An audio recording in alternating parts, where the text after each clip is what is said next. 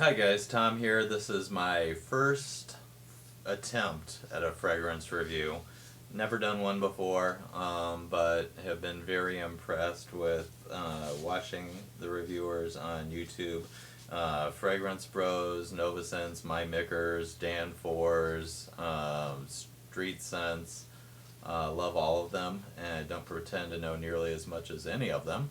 But I thought I would give it a shot because I have always loved fragrance. I think most of that comes from I travel a lot for pleasure, international and domestic, and I've always thought that scent is probably the strongest of our senses in linking memories of place. So when I smell something, it reminds me of somewhere that I have been when I've been traveling, and that's why I like fragrance as much as I do. The fragrance that I wanted to start with and give a shot is one from the Hermessence line by Jean Claude Elena, and it was introduced in 2004. And I don't know, can you guys see that? Probably not because of the reflection, but it is Ambre Narguile, or I've also heard it pronounced Ambre Narguile. Like I said, introduced in 2004 by Jean Claude Elena. On base notes, it has 32 positive, 12 neutral, and 1 negative review. I love it. I think it's a beautiful, warm, comforting scent. Gets a lot of play on base notes for Granica, and also on YouTube. Comes in this beautiful bottle. It's 100 milliliter, or yeah, 100 ml. So a nice size. It is not available right now on the Hermes website for whatever reason. I don't know if it's because of its popularity, but I actually got mine because I live in Northwest Indiana. I'm not far from Chicago, about 40 minutes. Got mine actually in Hermes at Chicago. Very nice people. I had it sent to me. They were very interested in how I heard about the fragrance, told me I was going to love it, wanted to know if I had friends that had the fragrance. So very interested in how I came to purchase it. So very friendly, very nice. It's not cheap by any means, $235 for the 100 ml bottle. Some of the other fragrances by the Hermessence line, which is the Hermes unisex higher end fragrance line, Vetiver Tonka, Poivre Samarkand, are some of the more well-known ones. I think this one is by far the most popular. Notes are described as being benzoin, labdanum, musk, vanilla, caramel, honey, sugared tonka, grilled sesame, cinnamon, rum, and white orchid. So let's give it a little shot and see where it takes me. Very strong sprayer. Right off the bat, I get the cinnamon, and I think what a lot of people describe is the apple is more to me of a freshness, not necessarily the scent of an apple, but that juice of the, when you cut into a fresh fruit, that clean, brisk smell is there in the top note. And because this is such a rich, warm, sugary fragrance, I think that's a nice counterpoint and a nice balance to it. But right off the top, I get the cinnamon.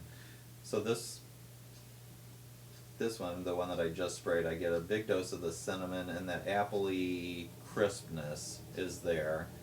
Definitely get the honey. And then I've had it on this arm for maybe 2 or 3 hours, and it dries down into this beautiful vanilla, rich, sweet, ambery scent.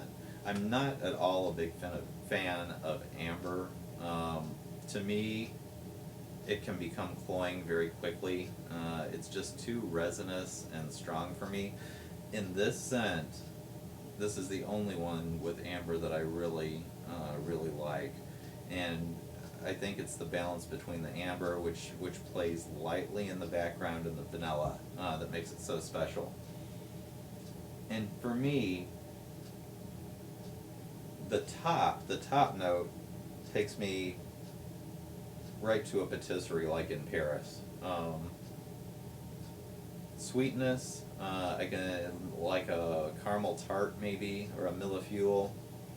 And then in the background I see maybe some espresso or cappuccino brewing, and it's a damp, wintry day, but there's maybe a fireplace in the patisserie.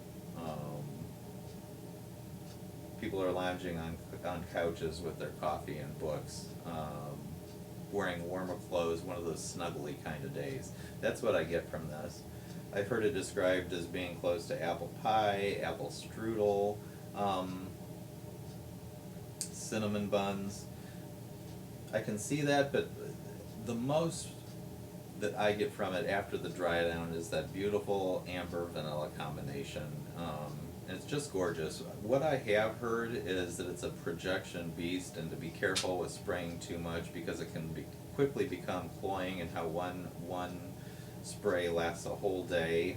I don't necessarily get that, and I'm one that's very sensitive to strong smells, and if I smell something very strong on myself, I quickly become sick of it, and I'm completely comfortable wearing more than one spray of this. Don't see it as being that horribly strong. I do a couple shots on the wrist and one on my neck, and it's nice because at times throughout the day it'll completely just disappear, and then maybe a half hour later I'll get that warm sweetness wafting up, and I'm not sure where it even comes from. It's a nice surprise. So I love it. It's definitely, like I said, an elegant, understated scent. Can't get it on the Hermes website. Sorry, my cat is jumping up here. Can't get it on the Hermes website. It is sold for, like I said, around $235 at the Hermes boutique in Chicago. I know there's also one in New York.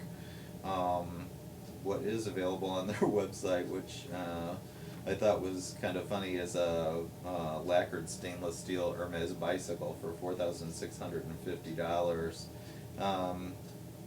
with Torion leather saddlebags. So anybody is interested in wearing one of those, or riding one of those. But so first attempt at the fragrance review. Let me know what you think, guys. Hope I didn't come across as too uneducated, but take care.